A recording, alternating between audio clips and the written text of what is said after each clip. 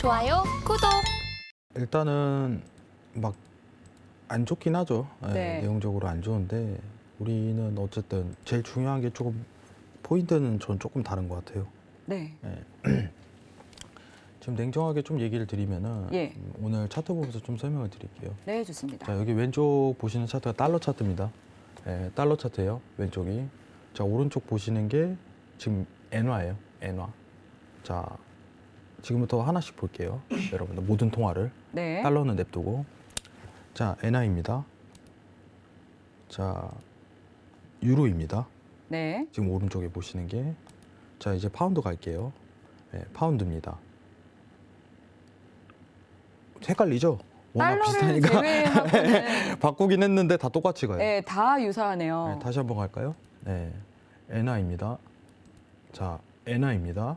오른쪽 차트가 유로입니다.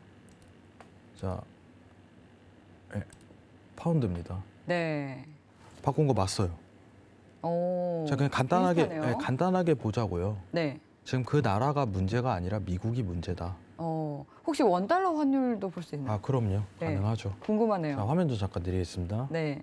왜냐하면 원달러 환율 같은 경우도 지금 1,400원을 돌파한 상황이고요. 이제 하루 만에 좀 급등을 했었고 오늘 조금 조정하는 흐름 나와서 숨고르기에 들어갔다고는 하지만 안심할 수는 없는 상황입니다. 말씀해 주신 것처럼 지금 달러 혼자 독주를 하고 있고 뭐 유로화라든지 그리고 엔화는 더욱더 심각한 상황이고요. 원달러 환율 역시도 지금 1,400원을 넘어섰고 1,500원 이야기까지도 나오고 있는 상황이거든요. 조금 어떤 헷갈릴 수 그래프일지 있어요. 네, 헷갈릴 궁금해요. 수 있어요. 네, 원달러 보겠습니다. 네, 궁금하네요. 원달러입니다.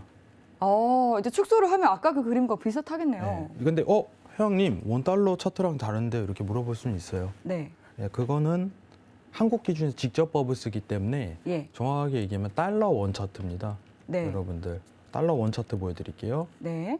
네. 달러 원 차트는 여러분들 흔히 보신 이 차트죠. 그죠? 네. 1,400원대. 네. 근데 미국 기준에서 보면은 아까 이제 그쵸. 유로, 엔화, 유로, 파운드 자체는 저희가 미국 기준에서 봤잖아요. 네, 네. 그렇기 때문에 기준점을 달러로 하면 네, 달러로 하면은 이렇게 되는 거죠. 네. 네. 똑같네. 자, 뭐가 그쵸. 문제일까요? 각국의 통화 정책이 문제일까요? 아닙니다. 미국이 문제인 거예요. 정확하게 얘기를 할게요. 정확히 미국 때문에 지금 진짜 다 힘들어요. 네. 위기설이 나오는 거고. 정확하게 얘기할게요. 각국의 나라가 물가가 높은 건 맞지만 네. 미국 때문이에요. 네. 지금은 미국 우선 하나 때문에. 통화에 영향을 많이 미치고 있네요. 그죠. 미국이 긴축 통화라는 상황이 있기 때문에 가능한 건데, 자, 그러면은 지금 달러에 대한 어떤 포커스를 막을 만한 이 전체 국가 중에 힘이 제일 있는 나라는 누굴까요? 어디인가요? 지금 유로존밖에 없어요. 네. 냉정하게 얘기를 하면은. 네. 오늘 영랑은행이 뭐 이제 스텝을 취한다고 하지만 제가 천명님 말에 동의를 했던 부분은 얘는 해봤자예요. 달러의 독주를 막을 수는 없어요. 네. 영랑은행이. 그 비중 자체가 힘이 너무 약하다는 거예요. 음. 그나마 견줄 수 있는 상대가 ECB밖에 없다 이거예요. 네. 예. 마치 이제 어떻게 보면은 그나마 이제 좀 이제 수비 역할을 할 수 있는 역할이 ECB밖에 없는데 ECB가 추가 긴축 스텝을 빠르게 밟으면은 달러에 대한 어떤 독주 자체는 좀 저지가 될 거예요. 그렇게 보고 있어요. 정확하게 숙제는 ECB한테 조금 널린 거죠. 영란은행은 조금 발악해봤자 의미가 없어요. 냉정하게 얘기를 드리자면.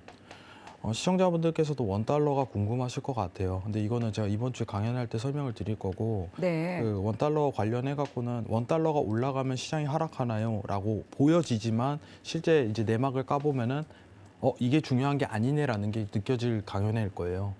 근데 여러분들한테 좀 설명을 드리고 싶은 부분은 뭐냐면은 지금 ECB의 통화 정책이 뭐 중요할 뿐이겠지만 여러분들이 어떻게 보면 시장에 대한 반등을 되게 기대를 하겠죠.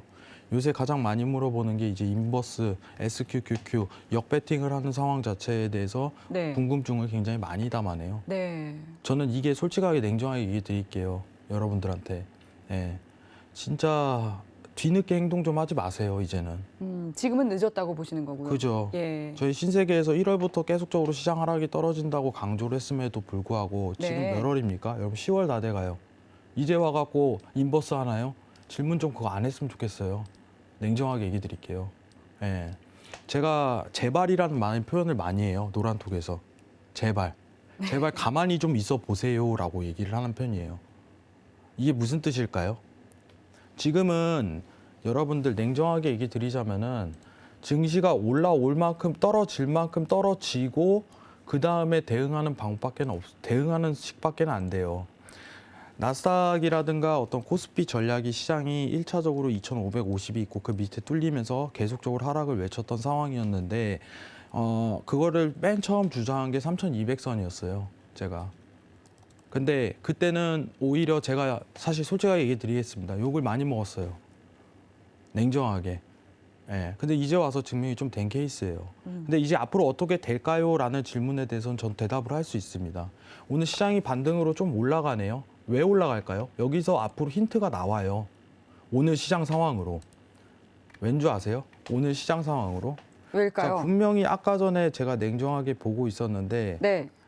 최종 금리에 대해서 제가 신경을 많이 쓰라고 얘기를 드려요. 예, 12월 기준금리는 저한테는 의미가 없습니다. 냉정하게. 음. 나스닥만 보고 얘기 드리는 거예요. 지금 나스닥 최종 금리가 4.75%로 수정이 됐습니다. 불과 6시간 전에 5%였어요. 그러니까 어쨌든 간에 바닥에서 약반등 자체 구조는 올라가고 있는 거예요. 그럼 제가 먼저 말씀을 드릴 수 있는 건 단순해요. 우리 CPI 때까지는 시장이 하락을 합니다. CPI 때 오르든 떨어지든 신경 쓰지 마세요. 라고 저는 언급할 거예요. 이거 쟤 뭔 소릴까? 이럴 거예요. 지금 물가가 중요한 시대가 아닌가. 과연 물가가 통화 정책에 대한 어떤 변동성 자체를 어떻게 그리냐에 대해서 포커스가 굉장히 가해질 거라고 생각을 합니다. 자, 그러면 우리가 시장이 오를지 떨을지 예측하는 거에서는 우리가 금리 모니터링을 통해서 확인할 수 있다는 거예요. 여러분들 코스피는 왜 떨어질까요? 스프레드 때문에 벌어지기 때문에 떨어지는 거잖아요. 이건 과거에 증명이 됐던 거고. 스프레드가 왜 중요한데요? 미국에 대한 시장 구조를 몰라서 그런 거예요. 미국은 레포 시장하고 MMF 시장 구조가 이루어져 있기 때문에 국채에 대한 흐름도 자체 굉장히 중요합니다. 지금 0.75% 차이가 나죠. 한국이랑 미국이랑. 이거 굉장히 중요한 요소입니다. 여러분들. 네. 제가 여러분들한테 계속적으로 몇 달 전부터 주장했던 건 페드 9월 회의 이후에 시장은 더 악화적으로 들어갈 가능성이 높다. 4분기는 좋지 않습니다. 여러분들. 그때까지는 커플링 구조가 이루어지는 상황 자체가 있는데 그거는 금리 차이가 크게 안 나기 때문이에요. 라고 설명을 드렸었어요. 냉정하게. 자, 근데 지금 이 화면 한번 잠시만요. 이 화면 한번 보면서 얘기 드리도록 하겠습니다. 네. 자, 지금 보시면은 한미 금리가 내년에 보여질 전망, 올해 말까지 보여질 전망이 1%대 이상에 대한 어떤 스프레드 확대 추세거든요. 이제 그림이 조금씩 나오기 시작을 할 거예요. 여러분들, 미국의 금리 몇 프로까지 올릴까요?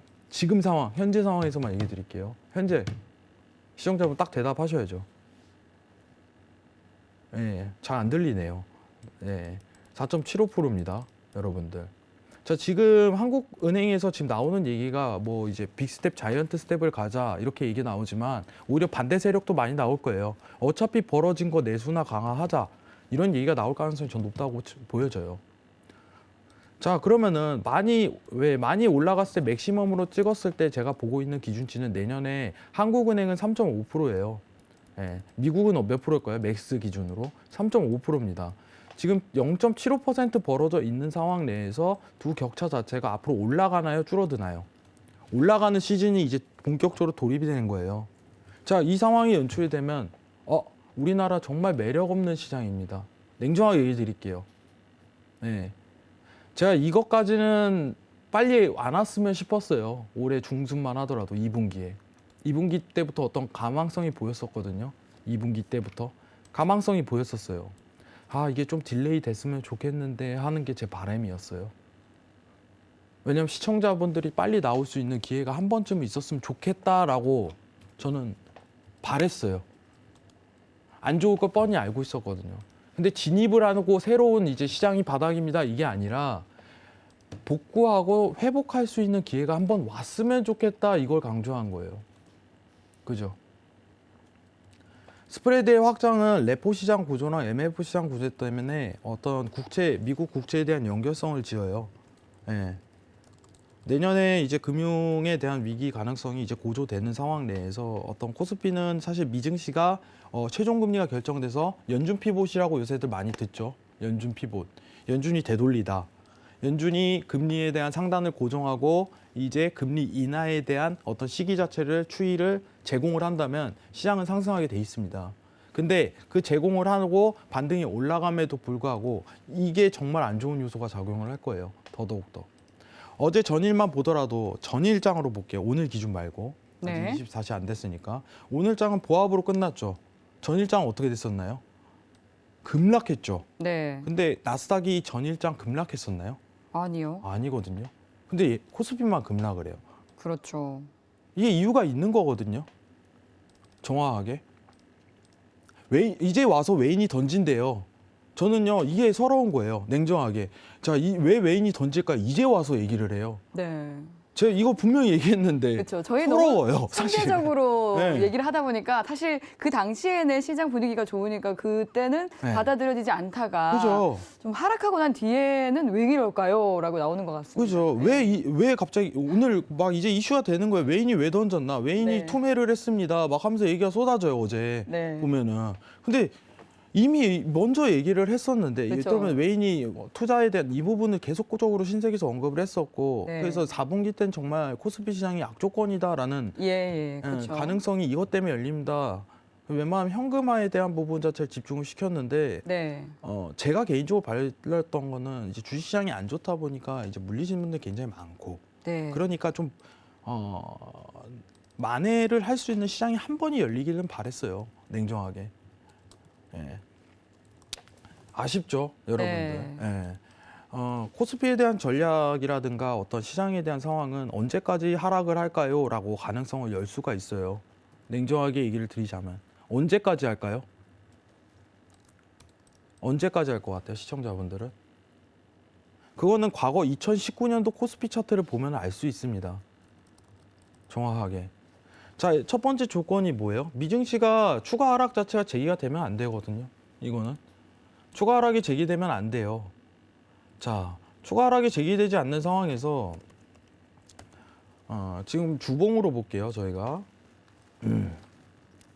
주봉 차트에서 코스피가 추가 하락이 제기되지 않는 상황 내에서 여기 보시면 2019년도에 상승하는 어떤 시장 상황을 한번 고려를 해요. 야, 미중목은 빼겠습니다. 예, 그거는 빼겠습니다. 팬더믹은 빼겠습니다. 근데 이 상황에 대한 연출이 뭐냐면 이 오른쪽 빨간 선 보이시죠? 이 스프레드가 축소되는 시즌이에요. 이때는 올라가요, 오히려. 미증시 따라서. 이때는 좋은 어떤 여건이 환경이 조성이 되죠, 매크로가. 근데 지금 그 전의 상황이 있는데 2018년 3월 또 상황이 지금 상황이에요. 이제 시작일 가능성이 굉장히 높다는 걸 제기하는 거예요. 아쉽죠? 아쉽습니다, 여러분. 저도 아쉬워요. 근데 여러분들한테 제가 얘기 드리고 싶은 부분은 뭐냐면은 이 전반적인 코스피라든가 이제 나스닥, S&P, 미증시 3대 요소가 어떤 히스토리를 갖잖아요. 저는요, 사실 저는 이제 제 기분을 좀 설명을 드릴게요. 기분을. 전 요새요, 미증시 차트 보면 재밌습니다. 여러분들. 왜 재밌을까요? 왜 재밌을까요? 저는 준비가 돼 있거든요. 현금 비중 확대해 놓고 준비돼 있는 사람이거든요. 이게 기회가 온다는 거거든요. 한 번 더. 여러분들, 미국이요, 양적 완화에 대한 부분을 다시는 안 할까요? 라는 생각은 해보셨어요? 저는 할 가능성 높다고 생각해요. 그죠? 그러면은 우리는 지금 엄청난 교훈을 빠르게 배웠어요. 냉정하게. 양적 완화부터 긴축까지 이 한 차트에 모든 걸 담아내요. 이건 왜 움직이고 이 국채에 대한 흐름도가 왜 움직이고 물가랑 어떤 상관도로 증시에 돈이 투입되는지 알 수 있거든요. 여러분들.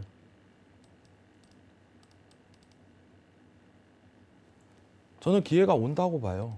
냉정하게 얘기를 드리겠습니다. 여기 계시는 시청자분들 잘 됐으면 좋겠어요. 좋아요, 구독!